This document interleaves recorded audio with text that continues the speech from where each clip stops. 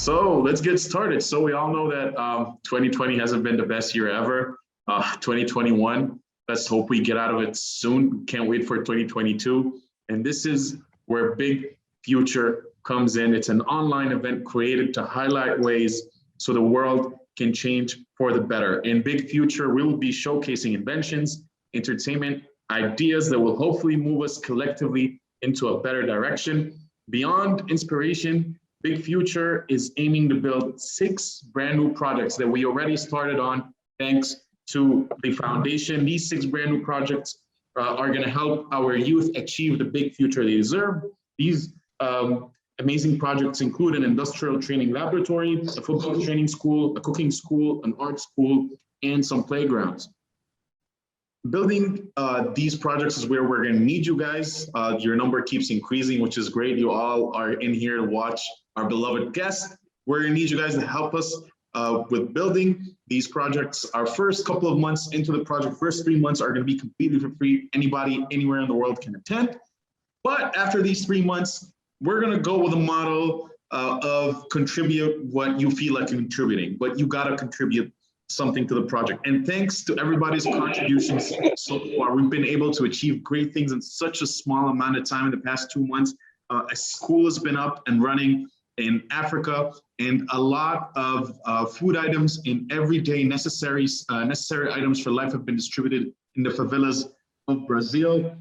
Ladies and gentlemen, without further ado, I've been waiting for this one for a minute. I'm going to introduce this man as the man, the myth, the legend, the man who really taught me what it means to be alive, the man who's behind Alea Global Group, behind the Middle East Family Investment Office, half man, half amazing, Mr. Mohammad Al Duaij. Let's give it up for Mr. Mohammad Al Duaij. Come on, Mohammed, you do that because I'm your boss. Oh, really? Because of your shirt? Because of your shirt. You should be embarrassed with that shirt. Okay, assalamu alaikum. Good morning, ladies and gentlemen. I'm here in Brazil, so it's morning time, it's 9 a.m. But I think in the Middle East it's afternoon. So let me give you a brief introduction about who we are and my story since I was a kid. And then I will leave the floor to Mohammed to questioning me and take his revenge. So my name is Mohammad Al Duaij. I born and raised in Kuwait. My dream always to be a fighter pilot. When I graduated from the high school, I went to the health test. I didn't pass because I'm totally blinded with my lenses. My eyes one -5, the other one -7. So I was really crying, depressed, like I just lost my first relationship in life, heartbroken. Then suddenly I read in the news paper that there is a scholarship from the Kuwaiti government to go to the UK and study accounting and finance, and the course is only 3 years. That's interesting. Only 3 years abroad, so I come back. It's business, so I'm sure that I will find something interesting to do after graduation. I went to the UK. I studied at Leeds University Business School. I did first my foundation year, then three years of accounting and finance. I passed with an honor, but if you ask me now to do a financial statement, I would say, sorry, I can't do it. I can read it, yes, but to build a financial statement is not my cup of tea. I came back to Kuwait. Within 1 month, I got a call from the Ministry of Foreign Affairs to join Kuwait Fund for Arab Economic Development. I joined them, so I got a job like within 1-2 months. I joined them. I was working in the diplomat sector, but after a year and 9 months, I know this is not my thing. I cannot do too much protocol, too much, it's a government institution. So I resigned and I joined a leading investment bank in the Middle East at that time called the Global Investment House. I was working there in the real estate division, forming real estate funds globally. So I was traveling a lot, I was learning a lot, I was meeting a lot of people. I had a great boss, Miss Mahal Fawaz. She was a great mentor for every employee at this organization at that time. So after like 3 years, I say, no, I'm done. I learned enough. I don't think I can learn more. So I resigned and I moved to Brazil.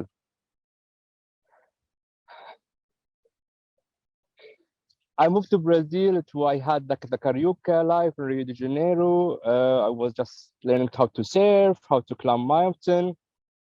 Then after like 2 years time, I came back to Kuwait. I say, no, you know what, it's time to be responsible and start working again. So at that time, my brother, he just like not interested to run the family business anymore because he want to have a very relaxed life, taking care of his boys, having a restaurant, chilled. So I got on board. So it was for me like a big shock from a lazy life and like a life of everyone who dream of it to be a responsible of a group of companies. So it was a big change for me in 2008, and it was very hard year because it was like the market crunch. So the market it wasn't easy for me to run this company, but I managed. And from just like a plain vanilla investment house for a family office, I expand the business into commodity business. So we have now a company in Shanghai to run our physical commodity business. We did like some retail business, but we failed. It was totally my mistake. We brought like fashion brands from Brazil, jewelry brand from France and Spain, but didn't work well. I was young, so I was learning. Uh, Also in 2016, we integrated like the family offices conferences. We did the first one as, okay, let's give it a try. Then it become like an income producing business for our group. And as of now, even with the pandemic, it's still up and running, which is a good thing. So this is all about me. What do you want to ask more? I have so many questions. You can't even begin to imagine the number of questions that I have. Hold up. Let's see. Nice to see you all. Looking well, Mohammed. Nice tropical background. That's Debbie Gispe. Let me show you what I have. Unfortunately, today is windy, so we don't have a clear beach. Usually we have like very blue beach here. It's pretty clear. Pretty clear. Yeah. He's in Brazil, Debbie. Yep. Maybe she's asking which part of Okay. Brazil. Okay, Northeast. nice. All right. Northeast. I've got some Near questions. Recife. I've got some Okay. questions. Go Okay, ahead. so first question. What was the impetus? Why did you want to become a pilot for a fighter jet? Why? You know, we are Arab. We like to fight.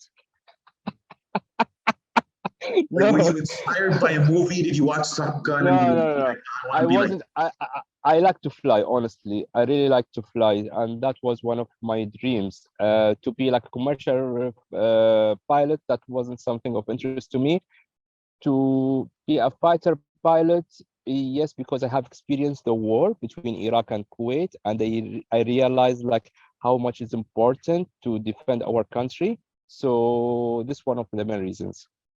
So So was the it first reason because I like flying. Secondly, like you know, I think it's important for each country protection.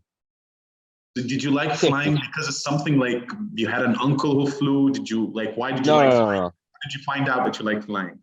Because I like to explore the whole world, you know. I know there's not that connection between the fighter pilot and commercial flight to like to have like commercial flight every day, but for me it's just like to fly to see the world from different angles. That's something very important for me, and that also what brought me to be like a skydiver. I'm a licensed skydiver. Okay. How many jumps? I jumped from like the maximum I did like 20,000 feet. How many? How many so far? I did many because I started doing that since 2010. You seem to have like this hunger for adrenaline. Where is it coming from? Maybe it was a revenge because I didn't accept it to be a fighter pilot because of my medical check. So I think maybe it was just a proof for myself that I can do things. Okay, we've got a question here. Yeah, I'm gonna get to it, Debbie. Now you moved at that point. You didn't get accepted by the military, and then you left Kuwait and went over to England. Yep. Okay, so how different was life between Kuwait and England?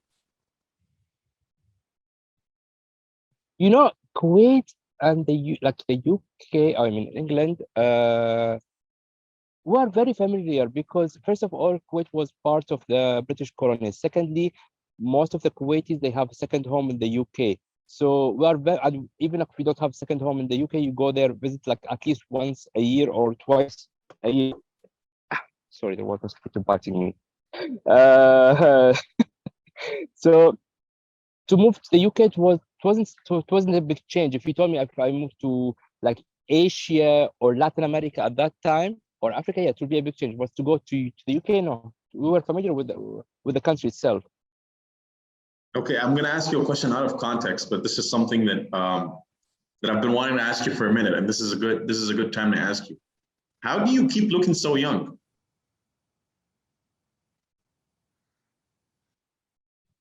Because I'm single.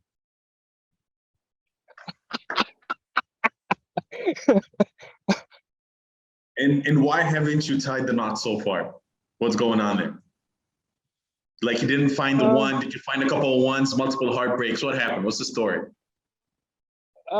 There's no story. Just like it doesn't happen. I'm just too busy. Let's put it that way. Too busy. Okay, so you moved to the UK. I'm gonna shut up about that. Okay. Okay. So you moved to the UK. After the UK, you got done with your studies. You came back to Kuwait, and then you worked for the Ministry of Foreign Affairs. First of all, someone with such a fiery spirit, why were you convinced to take a government job? So I didn't get you. It was cutting. Why did you get the why did you go from this being this like world traveling person and then you went into the foreign affairs? Why did you go to a government job? Why not just run the family business from the get-go? Why didn't you run the family business from the get-go? Because I was lost in, as I told you, I had a dream to be a fighter pilot, but it didn't happen. So I was a little bit lost, and I went to study accounting and finance, wasn't something, which was something not in my agenda. So I came back. They called me up. I didn't reach them out. They called me up. I said, okay, let's give it a try. And then a year into it, what was the funniest things that happened while you were working there? Did any funny things happen while you were working there? Any funny incidents? It was 20 years ago. Oh, okay. Age is starting to catch up. I get it. I joined in when I was 21. 21, foreign affairs. You weren't intrigued by getting a high position in office, political position. Foreign affairs usually like breeds ambassadors and.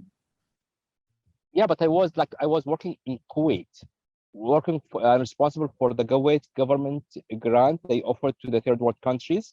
So, and I was at junior level for sure. They would never give me like a high position at that time. I was too young with no experience.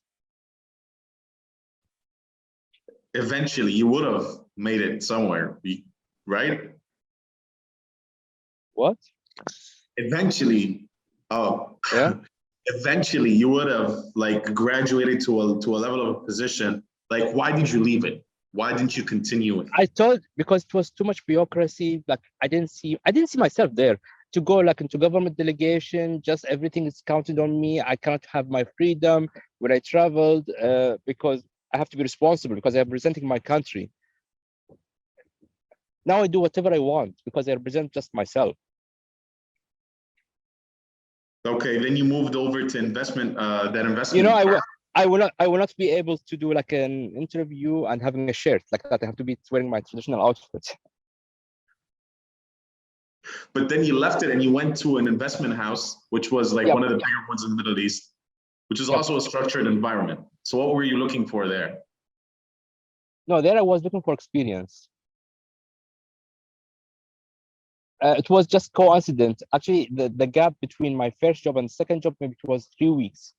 My brother, he know like one of the EVPs there, and they were looking for someone local to work in the real estate. And because of my family background, who are like a big player in the real estate, they thought that I have experience at that time, but I didn't. So they said, okay, let's interview your brother. So I went there, and then on the spot say, okay, yeah, you get accepted. Go to the HR. I went there, and things happened all of a sudden. Actually, you know, for me, coincidence play a large part in my life. I didn't plan things. I didn't plan a lot of things, which the only thing I planned in my life to be a fighter, but I didn't get it. Wow. So your philosophy is like planning is sort of overrated. No, listen, my philosophy is to have to balance, like in a way, like you cannot say, okay, I don't have to plan things, otherwise you will not get things done. But if things didn't go the way you wanted, just adopt and accept it. With the COVID, we learned something very important, that life is too short and things can change suddenly, like flip in overnight. So why we have just like to fight and to try to to change the whole, to try to change things that you cannot change. For me, I do whatever I have to do as my responsibility, but I leave the result on God. I don't have to worry, you know. I passed through a lot of, as I told you, I took over the company in 2008 when it was the market crunch, and for me, I have zero experience. I have to admit, but I manage and pass, and I made my family happy. So that's good. That's achievement for me. The whole point, what I want to mention to you, that you have to be responsible. You have to plan things, but with extent, with limitation. Don't try to kill yourself. Like, let me give you an example. People in the COVID time, they tried to pretend that everything is okay. It was a time to change their life, to think about everything, to plan, to relax. This is a bullshit for me. COVID, it was a horrible period. We all sad, we all were depressed, but we'll pass. We have to face the reality. That's what I was trying to say. Did your dad try to pressure you when you first graduated high school to go into the family business? No. I have very chilled family. He didn't care. Nah, you do whatever you want. You'll be responsible to your action. So don't come back to me. Did they pressure your older brother, and that's why the pressure was off of you? No, they never. No one pressured anybody. No. Because we have our freedom. If we ask for advice, for sure they will help us. If they can show us, they show us the guidance, but they will never pressurize us or anything. And let me give you something even very, very, very simple. Even about like practicing Islam, I see like a lot of families, they push their kids to pray, to fast, to go to Mecca, to be good and so on. But my family, they just taught us what they think, and we just do if we feel comfortable to do it. And myself and my brother and my two sisters, I consider ourselves like as very religious, because we loved what we love Islam. We practice it because we love it, not because we are afraid from our parents or something. No. We do it because we have passion to it. We enjoy. Even for me to go to prayer, I enjoy it. So now you moved from the investment house and you went to Brazil. Yep. Okay, so my question is, like, did you go through any period of time where you were like completely lost? You didn't know what was your next move? What are you going to do next? When am I going to be a grown up? When am I going to be responsible? When am I going to line stuff up? Yeah, no, that was 2 times in my life. When I graduated from the high school, as I told you, I was lost. I didn't know what to do. But I just read in the newspaper about the scholarship, and they just did it. And the second thing, after like 2 years there in Rio, it was like, okay, I'm done now. So it's time to go back and figure out what I will do in my life. I was at the age of 27. So at 27, you felt like, okay, now I've hopped around a couple of jobs. I'm in Brazil. So do you know how to speak Brazilian? Portuguese? Yeah. I'm very bad with languages. I can understand a little bit. Actually, in 2000, like when I was here in 2007, yes, I really I can communicate. But nowadays, because I don't come here very often, no. So when you were lost between the period of the investment house, before you got into the family offices and before you got into the family business, what did you do to get unlost? How did you navigate it? I write things down. Up to now, I always have notebook and write things down. So whenever like I get lost, I try to organize my ideas by writing them down. I don't believe in digital things. I don't believe in keeping things in my mind. I think when I write things, I bring them out and they see the pictures. It's like when you ask me about flying, I like to see the world from the top. So the same thing, I like to see the situation from the top. So how I see it through writing my everything going on my mind on a piece of paper.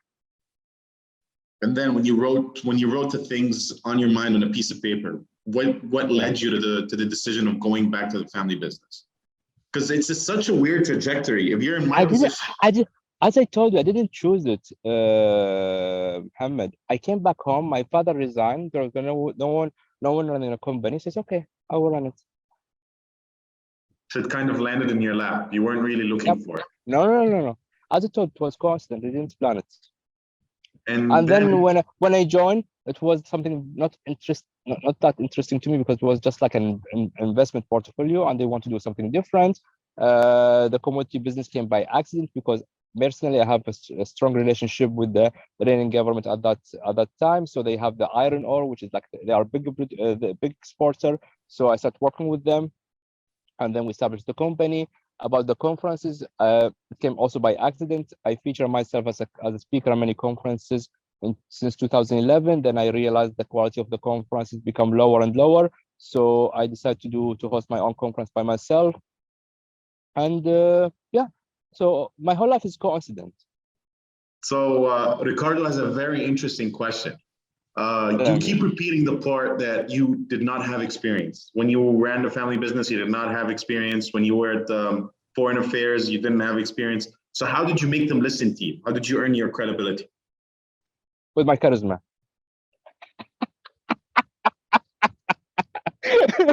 Make it till you make it. So what do you mean? Like, elaborate more. What do you mean by your charisma? Habibi, if I give me an example. Listen. Give me an example. A situation where somebody was taking you lightly, and then you were able to navigate it with your charisma. I will give you a very simple example, not about me, something from the real world. When you go to a movie, you will see like Hollywood movie, you see like Avatar or like a love story, or you will believe in it. So they will take it. So for you, for me, it's the same thing for me. Even like when I go to any meeting, I try to make the person in front of me to believe in what I do. Even if I have no experience, if he see my passion, my strong feeling that I will really make it happen, then they will believe in me. Otherwise, they will just even if let me give you another example. A salesperson, okay? Sometimes you go to a store and you are not convinced with the piece, but you will buy it because the salesperson is really smart. He convinces you that it looks great on you. And in fact that you don't feel it's great on you. And sometimes you go to another store that you really love the product, but because of the salesperson, he doesn't believe in what he's doing. He's very laid down. He's not enthusiastic. So you just like let it go and go. So I want stories. They want stories. Give me a story of a meeting where you had no business being in that meeting.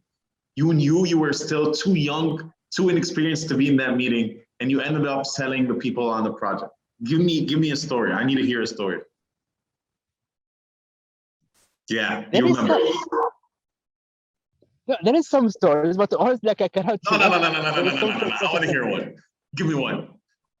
No, there is some stuff, but I cannot share it like because of the sensitivity, you know. You don't have to say. You don't have to say specifics. Just give me a broad example. Come on, man. You know, I'm in a chill place. I'm not in a workplace, so I don't have anything in my mind now. I just have one in your mind. The one you just skipped. The one you just skipped. There's one that you were about to say, but then you were like, I can't share that one. Tell me, just give me a broad example. Like in 2000. No, seriously, just avoid this question. Someone else. Let's say someone else. Come on, Mohammed. Keep going. I want to hear it. I want to see, because people don't understand how magnetic you are in real life. No, I think all the people who are attending, they are my friends and family, so they know me well. No. Yeah, they know you well, but they don't know you that well. خلاص, Mohammed. All right. Move to the second question. Second question. Why do you like Brazil so much? You seem to be there all the time. You're always in Brazil. I don't know. No, I love Latin America in general. I think there is connection. Even because of that, we start business. I started business here, like to invest and also to work now with a hospitality group in Colombia called El Cielo. I feel really connected. Even like with the people here, I feel I'm like at home. Really connected. There's chemistry between me and them. And they love nature. And here is just like the best place to be in nature when it comes to like mountain, beaches, waterfalls, rivers. You can do a lot of things. And I have, And to be honest with you, Mohammed, I have more close friends here than Kuwait, my home country. Okay, in Kuwait, like it's my home. I have a lot of friends for sure. Especially like it's Kuwait's very small community. But here I have really good friends that I really enjoy my time with them. and how did that friendship happen? So you landed in from Kuwait to Brazil. You don't know, you don't speak the language. What drew you to Brazil? Why Brazil? No, I started to come here. The first visit was 2004. I had a friend was studying with me from here. So I come to visit him during the carnival time. And yeah, I fall in love with the country. And then I moved here. Then I traveled like the whole continent. And here we are. All right. Okay. I got one. I got like a couple more questions. So let's say you go broke today. Okay. What would you do? I will just start again. At what? Actually, wait. You mean broke my family business or personally? Everything. Zero. No, if it's my family business, for sure, no. I will stay home. I will dedicate all my time 100% just to rebuild what my parents and my grandfathers gave it to us. That's for sure. If it's all me personally, I would just move here. You'll move to Brazil. So what's the, you said if it's my parents or if it's me, what's the difference? No, there's a big difference. If Alea Global Group does not belong to me, it's to belong to my family. So if it went down, for sure, I will not let them down. I will not just enjoy when they are rich and like when they went bankrupt, I'll just leave them. That's not me, for sure, not me. So I will be staying there, dedicating my whole time, my whole effort just to rebuild everything. When it comes to personal, I really don't care. I don't need much things to be happy. Just to be here in the beach, stay in the favelas, I'm fine. Yeah. Okay. And what is Let me tell you something. Let me tell you something about me, Mohammed. You can take me to Michelin star hotel. I would really enjoy it there, and you can take me just to eat like pastel. I will also enjoy it. It's not a big deal for me. You can put me in a 5 stars hotels in the Bent Suite, the Bent House Suite. I will enjoy it. I can stay in my favelas and my friends with 10 people in the same room. I will enjoy it. I'm very modest. I put it that way. Okay, what does what your grandfather built mean to you? Because you just said what my grandfather built, I'm not gonna let that go. So what does that mean to you? So how did your grandfather start? That's my grandfather. For me, he's a legend because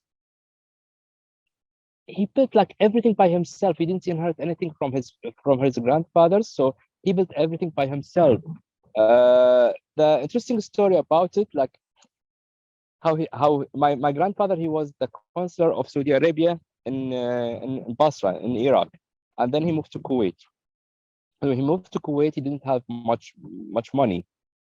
He bought it a haunted house, and no one wanted to stay there. And he just went to the haunted house. He lived there, and then the price come up, and he started to sell it. And you know where's the haunted house place? It's Kuwait Towers now. No way. That was the haunted house. So this is the whole story about how my grandfather has he started his wealth, which is something very important, more valuable to me. It's like the brand name. My grandfather, he built like a brand name for us. So for me, I will never try to destroy that. This is something very important. It's So more then important than after money. he sold the Money, house, yeah. he started to trade with real estate. He tried to trade to open some stores. He tried to trade with food, with a lot of things. He did a lot of things. You know, people at that time, they were doing a lot of things, not one single thing. Wow. And then that turned into what is today the Alea Global Group. Yes, and but my Alea Global Group is not only my father from the father's side, also from my mother's side. The world. Okay. My mother, she's from Saudi Arabia, not from Kuwait. Okay. Okay. So your granddad is originally from Saudi? Yep. Okay. Okay. And then at the end, like when it comes to Kuwait was nothing. It was like a trading path between Iraq and Saudi Arabia. So all the population from Kuwait, either from Iraq or Saudi Arabia or Iran. There is no originally Kuwaiti people. Okay, let's cut that out of the recording. Let's keep going. Keep it moving. Keep it moving. So then the business goes over to your dad, and then from your dad to you. Did you get a chance to witness your granddad's business? No, I didn't, because when I born in 1980, he was already like retired. Like, you know, he has some team running his things, but like he was just staying at home, enjoying life. Okay, but you definitely got to witness your dad. Yeah, for sure. When you were in your teens, were you involved in any shape or form? Would you see your dad and be like, man, if I was him, I would do something different? No, you were not involved at all. No, I wasn't. I was going with him to the office, like checking the real estate properties in Kuwait. Even when we go to Saudi Arabia, we checked our investment there, but like I wasn't involved, you know. You weren't really involved. And now, once you took it over, did you have to butt heads with him over changing certain stuff, or he was like, "Listen, here are the keys. You drive. I don't care." No. This is the key. I have the full power. I'm taking decision. As I told you, in 2008, expand the business and try to integrate a new line of activities. So no, I just have to do like we do like a meeting every December just to update them of what's going. So and they are happy with me up to now. So for the people who haven't met you out of work, you care a lot about your family, your sisters, your nephews, your nieces. How, like, my question is, you don't seem like, for the first meeting, when I first met you, I was like, man, this guy's all about business. He's hard ass, doesn't care about anything else. But then when we got a little bit personal, like you're a warm type of guy. You're very like into kids and into family. So how do you keep these two personas separate? You're a very good actor. It's the same thing. For me, maybe I'm talking to you now and see me, I'm smiling, but maybe I have a lot of I had a bad night yesterday, okay? Or this morning I woke up with a bad news. I don't try to integrate things together. I try to separate. And if you just recall from the beginning of this session, I told you like I really like to enjoy my life. So even if something happened bad to me, like I don't mix it with other things. So the same thing when it comes to my personal life and my business. Okay, when I'm in business, I'm in business. When I'm in personal, I'm like when I'm by myself or with my friends, with my family, yes, I will share things, but I'd like to isolate things. Let's put it that way. Isolate things. And what was? Can we know what was the bad news? No, I'm just giving you an example. There's no bad news. Oh, there was no bad news. Okay. Even if I receive bad news, I will make it good news after a while. So where do you get that optimism from? You're always optimistic with stuff working out, I noticed. Was someone in your family? You're always the type of go for it. You're like always optimistic about what the future holds. You're never pessimistic. Where do you get that from? Muhammad, like as I told you, life is too short. Why you have to think too much? What differentiates people in the US and China to the Middle Eastern? And in spite that we were controlling the whole world in the past, they take actions more than talking. We talk too much. So for me, the same thing. Why have to talk too much? I would just take action and experience. If I made a loss, made a loss. If I had a bad experience, I had bad experience. It's done. It's history. We have to think about it. I don't think too much. I just take action. That's what I do in my life. All right, last but not least, last question from me. I don't know if you guys want to ask more questions. Hope you guys have more questions. One of my questions is, what would you tell your younger self today? To enjoy life. Dude, you've been enjoying life. Give me another thing, man.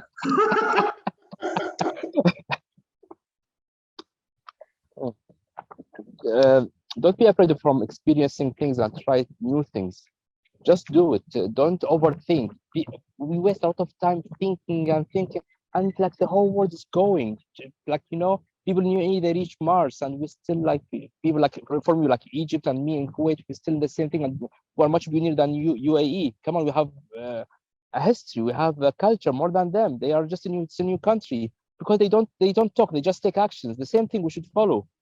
So what advice I give to my nieces, my nephews, just take actions, just do whatever you want, experience. If you fail, try something else. It's something very simple. And life is all about, like, you know, losing, succeeding, feeling happy, feeling sad. It's normal. Otherwise, you will not appreciate it. Let me give you an example. With the COVID, before we never appreciate traveling or gathering, simple gathering. But with the COVID, we appreciate that more. Any regrets so far? 42 years of life on this planet. Any regrets? No, I don't regret things that I do. For me, if it's bad experience, it's done. What was the worst experience so far? A really hurtful time. And what's the happiest? We're going to start with saddest. What was the saddest moment of your past 42 years? Saddest moment when it comes to my life in general, or yeah. when it comes to business? The first thing that comes into your head when I said saddest.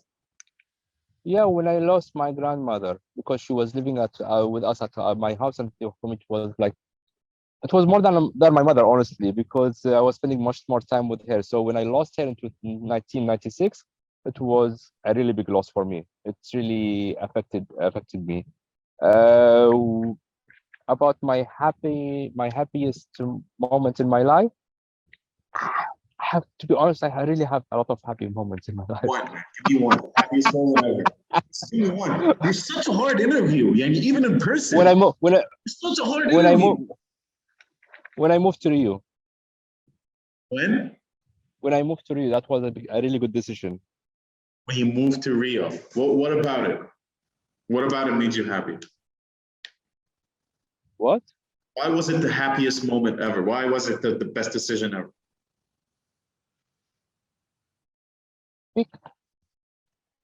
Because I took it at the right time. It wasn't too late, wasn't too early.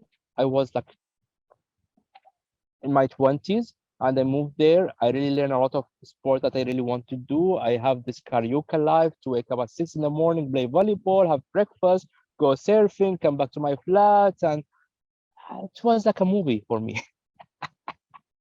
You wish you could go back there now? No, everything has own time. As I told you, it was at the right age. Now, no, I have other things, and I'm enjoying. I'm coming here often. I'm going to even to Colombia, to Chile, so I'm enjoying it. It's not like, but I cannot move here and do nothing for 2 years. No, I cannot afford that now. I will get shooted. All right, I'm done with my questions. This is a very good question. When will you retire, and how have you planned your succession? Succession, I'm just like waiting for my nephew and my nieces. They still, like, the eldest are at the high school, so they still have like. I'll hold it down for them until they grow up. I'm sorry, but you told me that that I'm your deputy now. What? I'm your succession. I'm your succession until your niece and nephew grow up, right? Yes.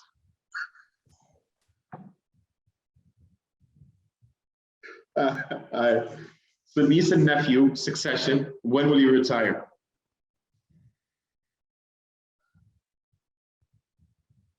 Because it's not a private company or government institution. It's my family business. So until I feel like, okay, my nephew or my nieces, they can run the business, I will retire. But if it's if I have this luxury at this moment, I will retire now. I just have a simple house, have bread and breakfast on the beach, telephone school, kitchen, cooking in the kitchen, nothing else. I don't need much. I don't need much to be happy. Let me give you an example. My family, they love Switzerland and they used to go there like every summer. I hate it. It's too luxurious for me. It's not my type. It's not my style. It's not. You know, you live in the Gulf, Mohammed. Like you see, a lot of people in the Gulf, they go to Malaga, Marbella in the summer just to show off with their yachts, just with their chalet.